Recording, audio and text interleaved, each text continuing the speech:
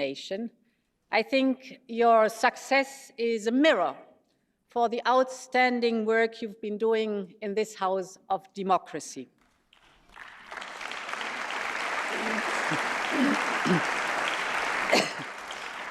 Honourable members, it is now 5 years since I first came to ask for your confidence. 5 years like no other in our union's history.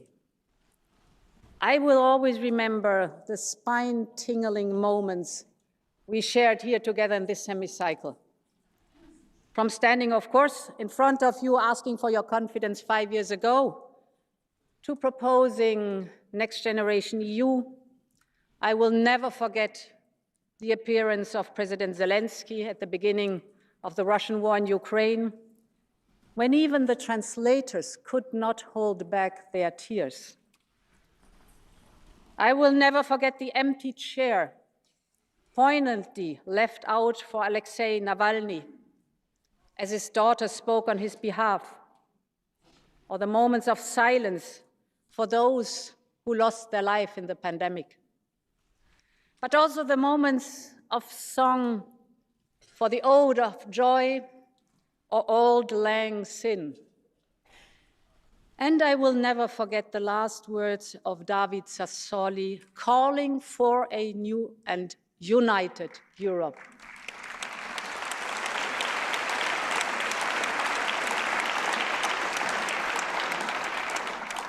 Honourable members, choices are the hinges of destiny.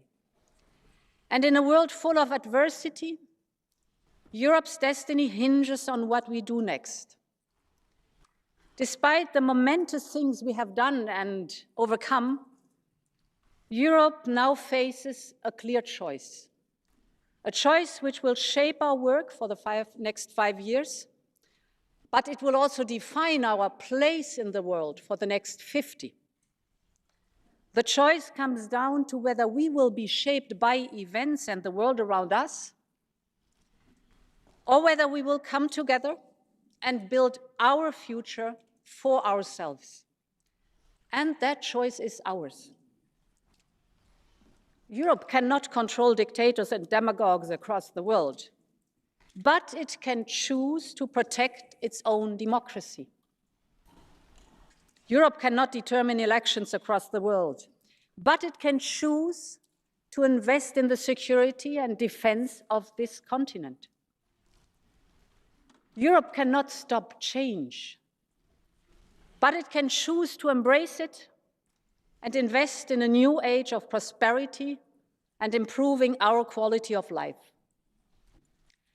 But, honourable members, for us to choose the Europe of tomorrow, we must acknowledge how people feel today. We are in a period of deep anxiety and uncertainty for Europeans. Families are feeling the pain from the cost of living and housing. Young people are concerned about the planet, their future, and the prospect of war. Companies and farmers are feeling squeezed. And all of this is a symptom of a world in which everything is weaponized and contested, where there is a clear attempt to divide and polarize our societies. I am deeply concerned about these trends, but I'm convinced that Europe, a strong Europe, can rise to the challenge. And this is why I'm asking you for your confidence today, because like you, I came into politics to make a difference for all of society, to deliver for the generation of my children and grandchildren, like those who came before us did. And I am convinced that the version of Europe since the end of World War II, with all its imperfections and its inequalities, is still the best version in history.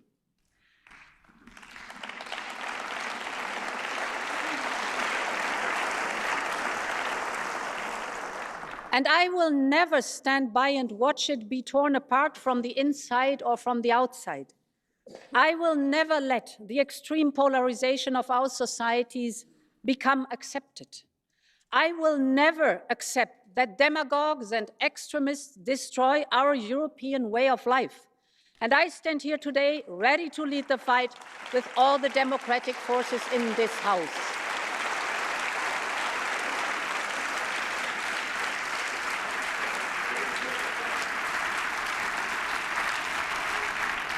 And this is the vision I have set out in my political guidelines. A vision of a stronger Europe that delivers prosperity, that protects people, and that defends democracy. A stronger Europe that delivers social fairness and supports people. A stronger Europe that implements what it agrees in a fair way, and that sticks to the targets of the European Green Deal with pragmatism, technology neutrality, and innovation.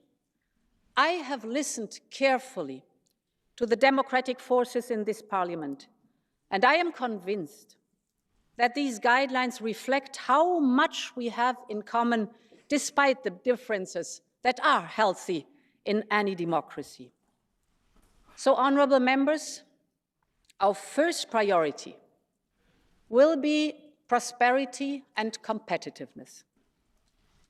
In the last 5 years, we have weathered the fiercest storm in our union's economic history.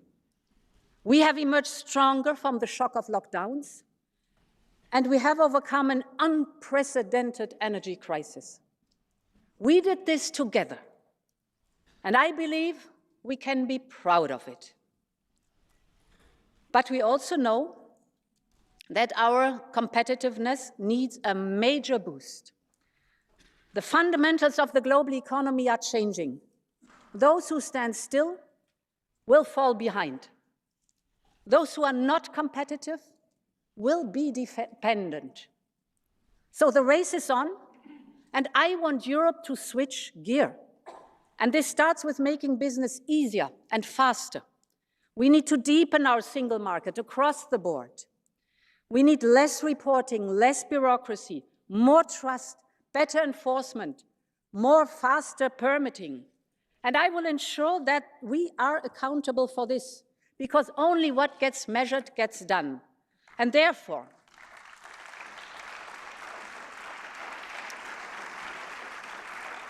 I will task each commissioner to deep dive in their portfolio and to deliver concretely on burden reduction. And I will appoint a vice president to coordinate this work and to report on progress to this House once a year.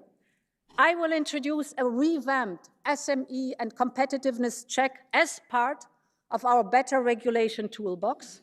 We all know that there is no Europe without small and medium enterprises. They are the heart of our economy. And therefore, let's get rid of burdensome micromanagement.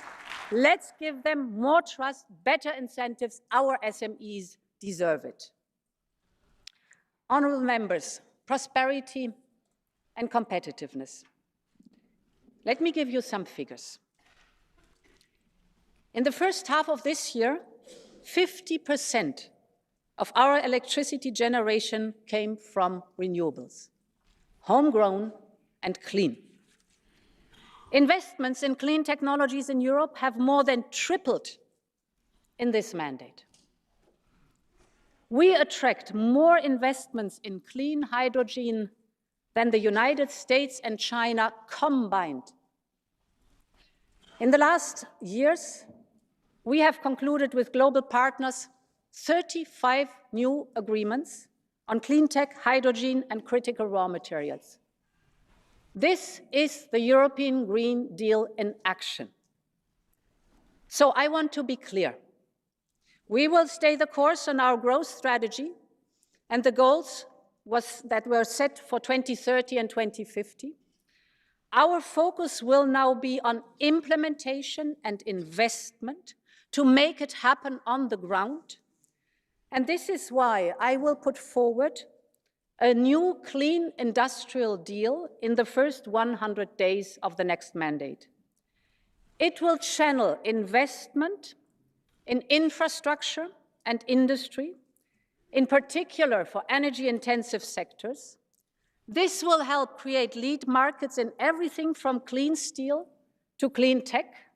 It will speed up planning, tendering, and permitting. We must be faster and simpler. Because Europe is decarbonizing and industrializing at the same time. So our companies need predictability for their investments and their innovation. And yes, they can rely on us. And in this logic, we will enshrine our 90% target for 2040 in our European climate law. Our companies need to plan their investment for the coming decade already today. But this is not only for business, it's also for business, but not only for business. For our young people, the children, the teenager of today, 2030, 2040, 2050 is just around the corner. They know that we have to reconcile climate protection and a prosperous economy. And they would never forgive us if we do not rise to the challenge. So this is not only a matter of competitiveness, but, honourable members, this is also a matter of intergenerational fairness.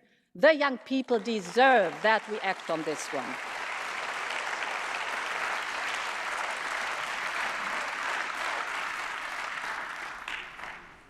The new Clean Industrial Deal will also help bring down energy bills. We all know that structurally high energy prices hamper our competitiveness. And high energy bills are a major driver of energy poverty of people. I have not forgotten how Putin blackmailed us by cutting us off Russian fossil fuels. But we withstood together. We invested massively in homegrown, cheap renewables. And this enabled us to break free from dirty Russian fossil fuels. Therefore, honourable members, together, we will ensure that the era of dependency from Russian fossil fuels is over, once and for all.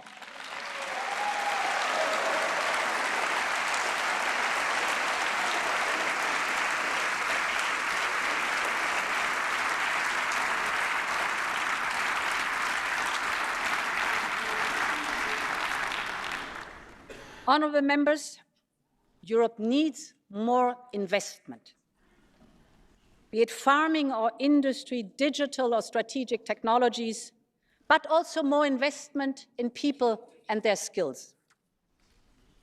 This mandate has to be the time of investment. And this starts with completing our capital markets union and mobilizing more private funding. Every year, 300 billion euros of European family savings go from Europe to foreign markets because our capital markets are too fragmented. And then this money is often used to buy innovative European companies from abroad, and the companies leave. This has to change. We need to leverage this enormous wealth to create growth here in Europe. And this is why we will propose a European Savings and Investments Union. European startups should not need to look at the United States or Asia to finance their expansion. They must find what they need to grow right here in Europe.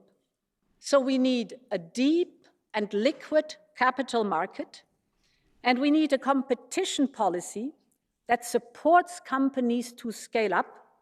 Europe must be again the home of opportunity and of innovation.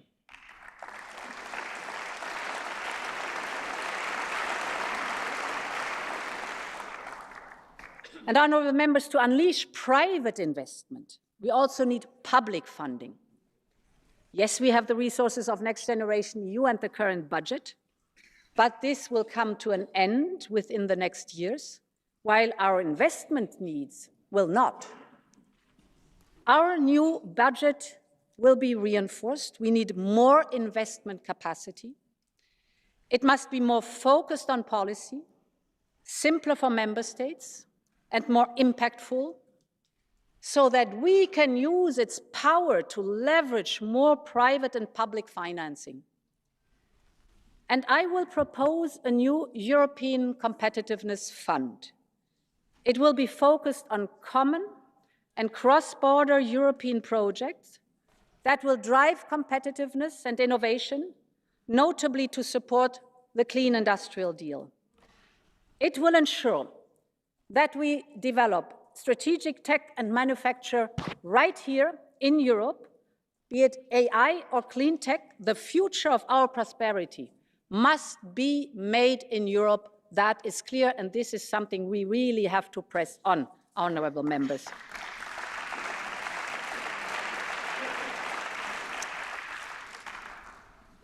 Honourable members, we must also invest more in our security and defence. Russia is still on the offensive in eastern Ukraine. They are banking on a war of attrition, on making the next winter even harsher than the last.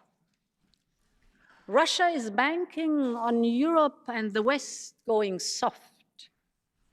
And some in Europe are playing along. 2 weeks ago, a European Union Prime Minister went to Moscow. This so-called peace mission was nothing but an appeasement mission. This was a plain appeasement mission.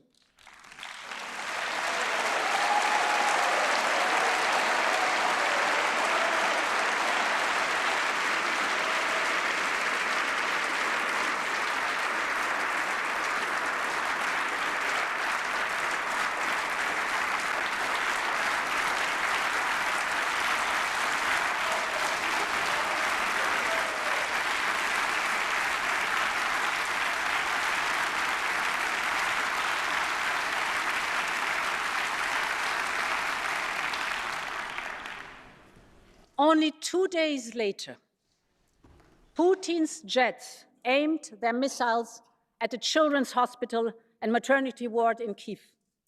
And we all saw the images of children covered with blood. We saw the mothers trying to bring young cancer patients to safety. That strike was not a mistake. It was a message, a chilling message from the Kremlin to all of us. So, honourable members, our answer has to be just as clear. No one wants peace more than the people of Ukraine, a just and lasting peace for a free and independent country. And Europe will stand with Ukraine for as long as it takes. This is our message.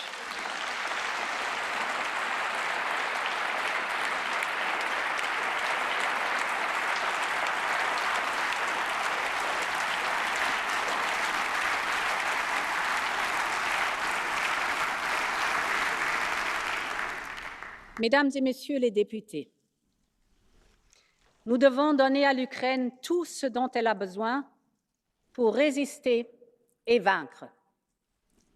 Cela implique des choix fondamentaux pour notre avenir. Pour la première fois depuis des décennies, notre liberté est en danger. Nous sommes responsables pour faire tout ce qui est nécessaire pour protéger nos citoyens européens. Protéger l'Europe, c'est le devoir de l'Europe. Alors, je pense qu'il est temps de construire une véritable Union européenne de la défense.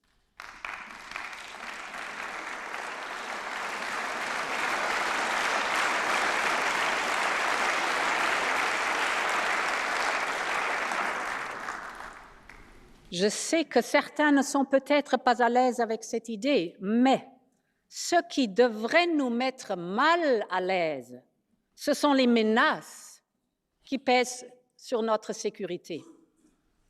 Soyons très clairs, la sécurité nationale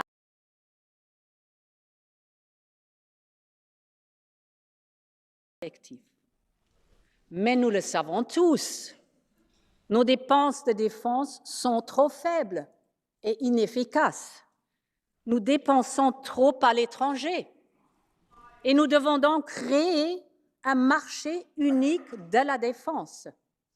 Nous devons investir plus dans les capacités de défense haut de gamme, c'est-à-dire l'Europe doit avancer sur la voie tracée par la déclaration de Versailles.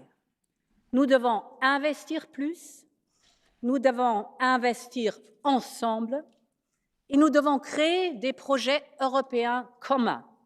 Par exemple, un système complet de défense aérienne, a European Air Shield, non seulement pour protéger notre espace aérien, mais aussi comme symbole fort de l'unité de l'Europe en matière de défense.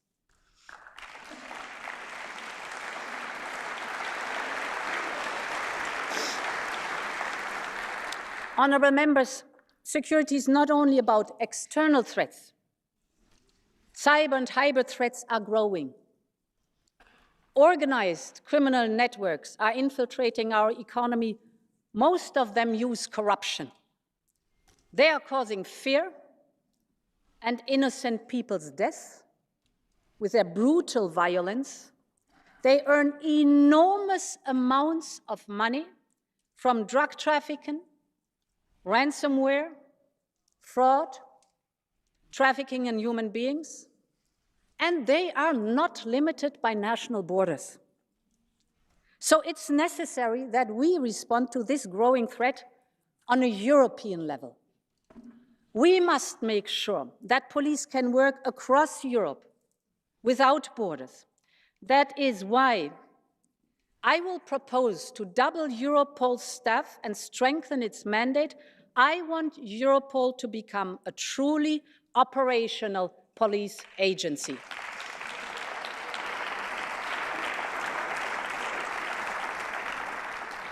And we must also do more to secure our external borders. Our eastern border in particular has become a target for hybrid attacks and provocations. Russia is luring migrants from Yemen up north, exploiting their misery and pushing them deliberately against the Finnish border. We should always keep in mind a member state's border is a European border, and we will do everything we can to make them stronger. And this is part of the reason why we must strengthen Frontex, to make it more effective while fully respecting fundamental rights. I will propose to triple the number of European border and coast guards to 30,000.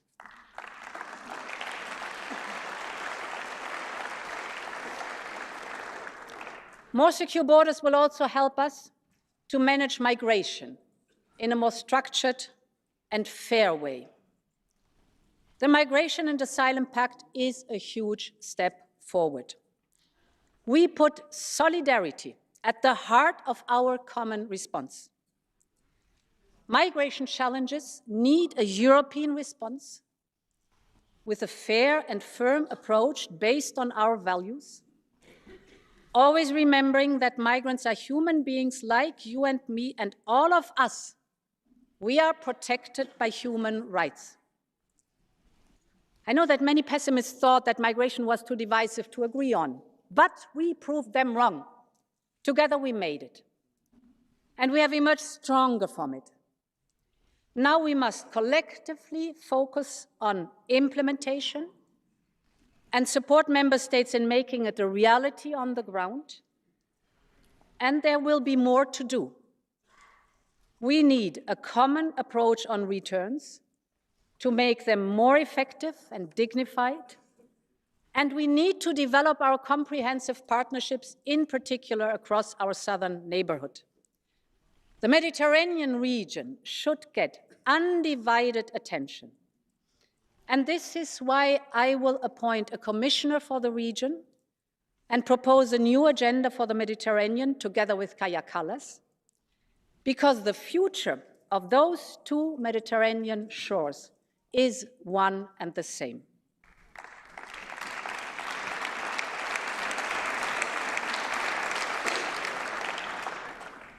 Honourable members, our neighbourhood is home to our future too. Inviting countries into our union is a moral, a historical, and a political responsibility. It is an enormous geostrategic responsibility for Europe. Because in today's world, a larger union will be a stronger union. It will strengthen our voice in the world. It will help reduce our dependencies. And it will ensure that democracy, prosperity, and stability spread across Europe. We will support candidates by working on investment and reform and integrating them where we can into our legal framework. Accession will always be a merits-based process, and we will ensure that all countries are ready before joining.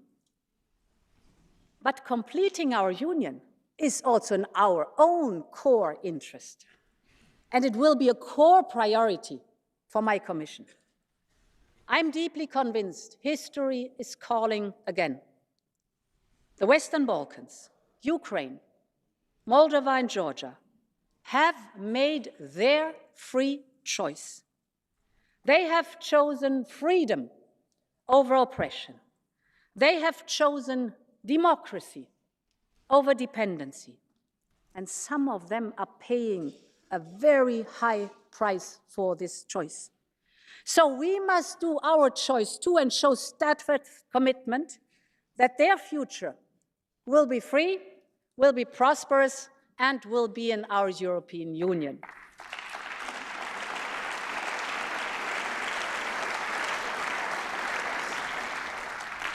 Honourable members, Europe has a responsibility to play an active role in the world, starting in our neighbourhood, and in particular in the Middle East. I want to be very clear. The bloodshed in Gaza must stop now.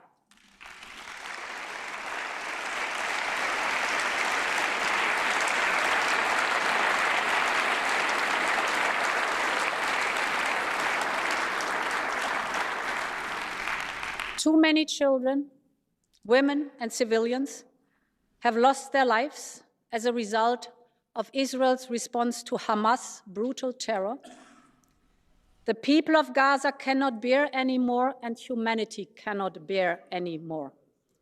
We need an immediate and enduring ceasefire. We need the release of Israeli hostages, and we need to prepare for the day after.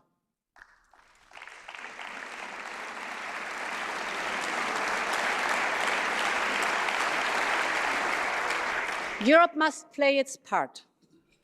We have massively increased our humanitarian aid to almost €200 million in 2024, and we will do more. We are now working on a much larger multi-year package to support an effective Palestinian Authority. The two-state solution is the best way to ensure security for both, to Israelis and Palestinians. And people in the Middle East deserve peace, security, and prosperity, and Europe will stand by their side. Meine Damen und Herren Abgeordnete, Europa bietet eine einzigartige Lebensqualität. Von umfassender sozialer Sicherheit bis zu erstklassigen regionalen Lebensmitteln. Rapsfelder, Weinberge, Obstwiesen. Das bedeutet nicht nur gutes Essen und Trinken, sondern sie sind auch ganz konkret Teil unseres Heimatgefühls. Und deshalb ist die Zukunft der Landwirtschaft ein so wichtiges und so sensibles Thema für uns in Europa. Wir müssen es schaffen, die Gegensätze zu überwinden und gemeinsam mit allen Beteiligten gute Lösungen zu finden. Und deswegen habe ich den strategischen Dialog zur Zukunft der Landwirtschaft in Europa ins Leben gerufen. Er bringt Landwirtinnen und Landwirte, Umweltgruppen und Expertinnen aus der gesamten Nahrungsmittelkette an einen Tisch. Ich habe versprochen, gut zuzuhören und von Ihnen zu lernen, und das tue ich. Ich werde gute Empfehlungen aufnehmen und eine neue europäische Strategie für unsere Landwirtschaft und den Nahrungsmittelsektor vorlegen. Ich werde mich dafür einsetzen, dass Landwirtinnen und Landwirte ein faires Einkommen haben.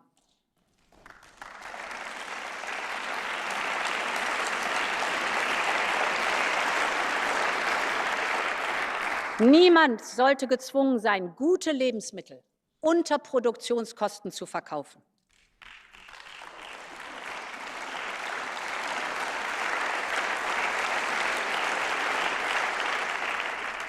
Wir müssen die Position unserer Landwirtinnen und Landwirte in der Wertschöpfungskette der Ernährungswirtschaft stärken. Und wir brauchen klügere Anreize, mehr Innovation, mehr Zugang zu Kapital. Wer nachhaltig mit Natur- und Artenvielfalt umgeht und dazu beiträgt, den CO2-Haushalt ins Lot zu bringen, der muss angemessen dafür entlohnt werden.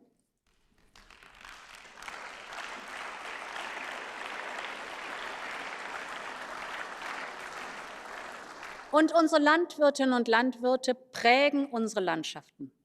Sie prägen das Gesicht Europas. Sie sind Teil unserer Kultur. Sie sorgen für Ernährungssicherheit. Und deshalb sind wir alle stolz auf sie. Deshalb müssen wir gemeinsam die Probleme angehen, die auf ihnen lasten. Sie spüren den Klimawandel. Extremwetter und Wasserknappheit setzen ihnen von Jahr zu Jahr mehr zu. Europa erwärmt sich doppelt so schnell wie der globale Durchschnitt. Wir sehen die verheerenden Auswirkungen bereits auf Feldern und in Wäldern. Das heißt, das Gesicht auch unserer ländlichen Gemeinden verändert sich. Wir müssen mehr tun, um mit der Landwirtschaft uns besser darauf vorzubereiten, was durch den Klimawandel auf uns zukommt. Und deshalb werde ich einen Plan für die Landwirtschaft vorlegen, um die nötige Anpassung an den Klimawandel zu bewältigen und parallel eine Strategie zum nachhaltigen Umgang mit der kostbaren Ressource Wasser. Nicht nur unsere Ernährungssicherheit hängt davon ab, sondern auch unsere gesamte Wettbewerbsfähigkeit. Es ist Zeit, dass wir diese Aufgabe beherzt angehen.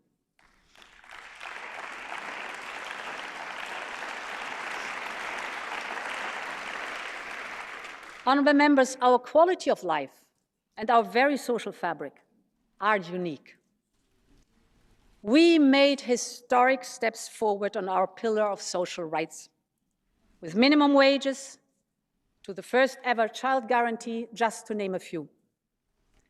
During the pandemic, we saved 40 million jobs with SURE, and we can be very proud of it.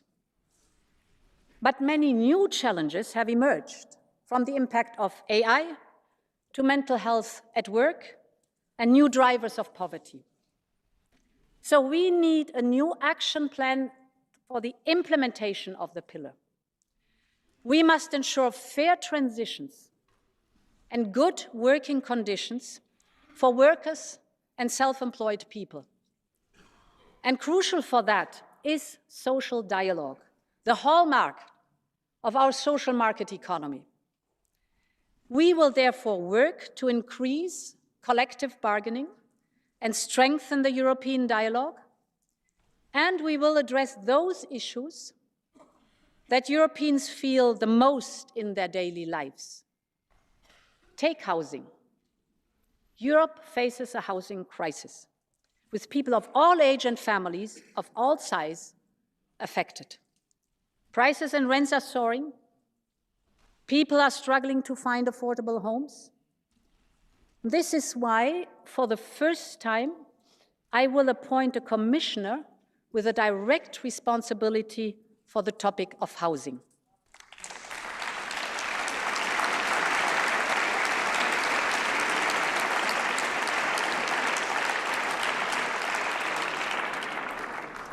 We will develop a European affordable housing plan to look at all the drivers of the crisis and to help unlock private and public investment needed.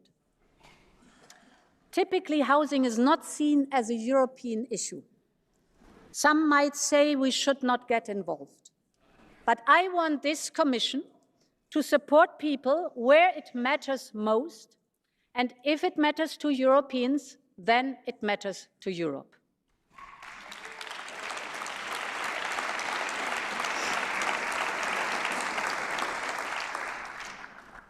Honourable Member, this is how we can strengthen our society. This means ensuring that every region in every part of Europe is supported. No one is left behind.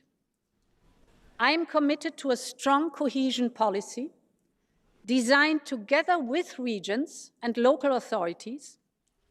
I want Europe to be the best place to grow up in and the best place to grow old in. We must enable young people to make the most of Europe's freedom, from a stronger Erasmus+ to more citizens' engagement. But we must also protect young people. Childhood and teenage years are the time when our character is formed, our personality develops, our brain is shaped by triggers and emotions. So this is an amazing time of development, but also a time of real vulnerability. And we see more and more reporting on what some call a mental health crisis. I believe that social media and excessive screen time and addictive practices have played their part. And I must tell you, my heart bleeds when I read about young people harming themselves or even taking their lives because of online abuse. I think of those last moments and the pain they must have felt. I think of their parents and their friends, and this is devastating. So, honourable members, we can never accept this in our society. We will tackle the plague of cyberbullying. We will take action against addictive design of some platforms, and we will convene the first ever European-wide inquiry on the impact of social media on the well-being of young people. We owe it to them, and we will not rest until we've done right to them.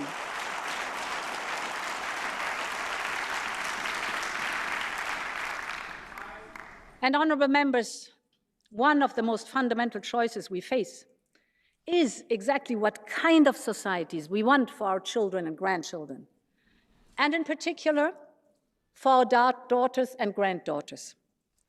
On women's rights, we have achieved together the unthinkable, thanks to the amazing solidarity in this House of European democracy across all party lines. After 10 years of struggle, we have unblocked the Women on Boards Directive. We have achieved huge progress on pay transparency. And let me tell you, there's not the slightest argument and reason why women should get paid less for the same work than men.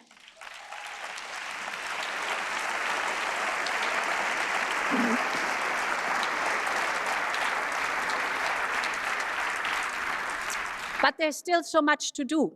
Stop the rise in violence against women, reconcile care and career, actually not only for women, but women are mostly affected.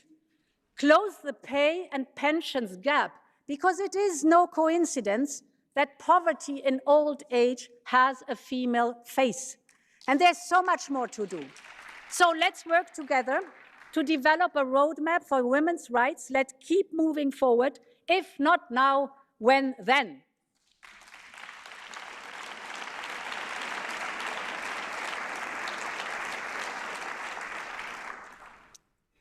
Mesdames et Messieurs les députés,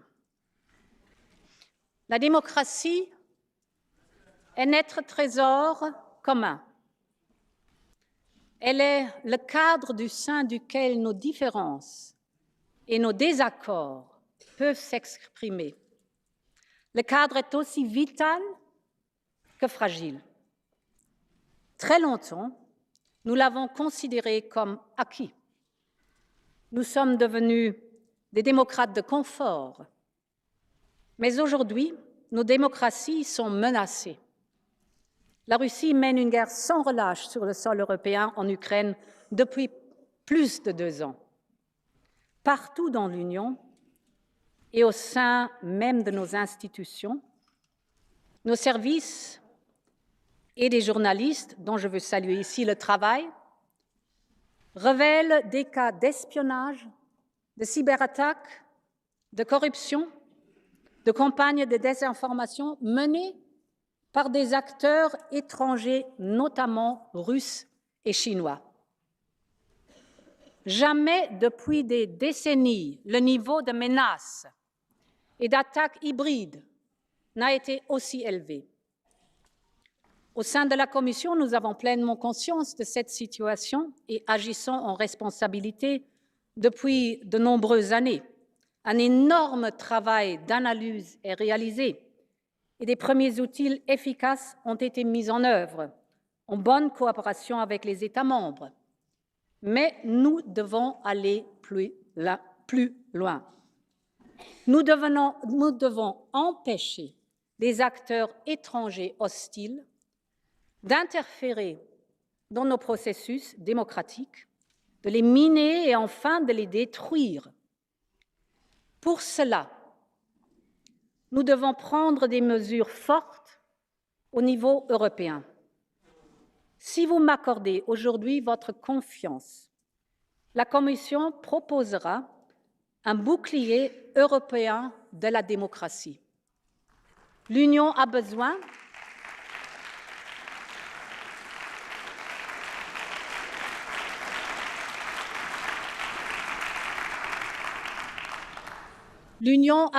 de sa propre structure dédiée à la lutte contre les manipulations de l'information et des ingérences étrangères. Cette structure regroupera toute l'expertise et assurera la liaison et la coordination avec les agences nationales existantes. Les capacités de renseignement, de détection, d'action, mais aussi de sanctions doivent être renforcées. Le bouclier va prendre en compte les recommandations émanant des travaux menés ici par les commissions spéciales sur les ingérences étrangères pour mieux protéger nos démocraties. Il est urgent de doter l'Union européenne d'outils performants de cyberdéfense, d'imposer la transparence des financements étrangers de notre vie publique comme une règle commune, mais aussi de garantir un cadre informationnel fiable. Et pour cela, l'Union doit soutenir le journalisme indépendant.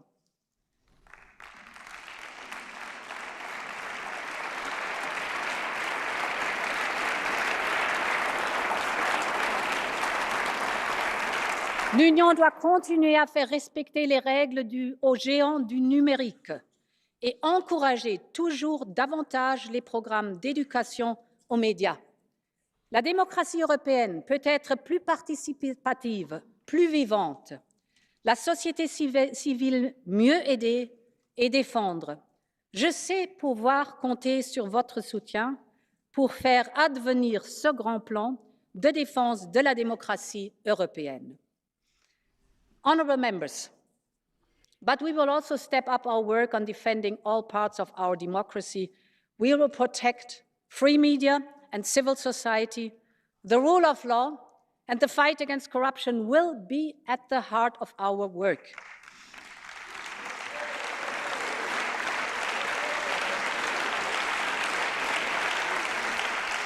We will strengthen all tools and we will step up our enforcement. We will ensure rule of law reports that they focus on the single market dimension to help protect companies. And we will keep a very clear principle in our budget. Respecting the rule of law is a must for EU funds in this budget and in future.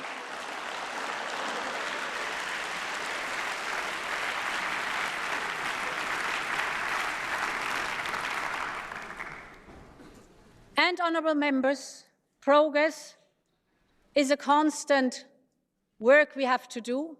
We need an ambitious reform agenda to ensure the functioning of a larger union and to increase democratic legitimacy. While reforms were necessary before, with enlargement, they become indispensable. So we must use this as a catalyst for change in terms of our capacity to act, our policies and our budget. And we will, of course, focus on what we can already do, and this is a lot, but we should be more ambitious. I believe we need treaty change where it can improve our union.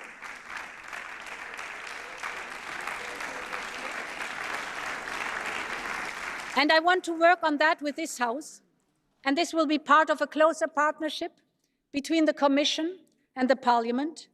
I have listened to your demands and concerns. I continue to support your right of initiative, and we will increase our cooperation on Article 225 resolutions to ensure we will follow up. We need to revise the framework agreement to ensure more transparency, more accountability, more presence in the Parliament. When all institutions work together and move together, Europe moves forward. Honourable members, to finish, at the start of this second mandate, his second mandate, Jacques Delors said, "Notre communauté est non seulement le fruit de l'histoire et de la nécessité, mais aussi de la volonté." This is the fundamental choice that we face. History is knocking at our doors. The need for Europe will be stronger than ever. Our determination has to match. That is what has brought our continent together. Not the inscrutable forces of fate, but the power of people striving for more. Like the 3 prisoners on Ventotene Island in the 40s, who laid out a vision of a united continent. And like the post-war generation who built peace on coal and steel. People stood unarmed in the face of Soviet tanks, who put carnation into rifles and tore down a wall with their bare hands. People who still risk their life today for this dream called Europe. Generation after generation have made Europe, have chosen a strong Europe. And now that responsibility is up on us. The last 5 years, we have shown what we can do when we work together. So let's do it again. Let us make the choice of strength. Let us make the choice of leadership. Let us make the choice of Europe. Thank you very much, and long live Europe.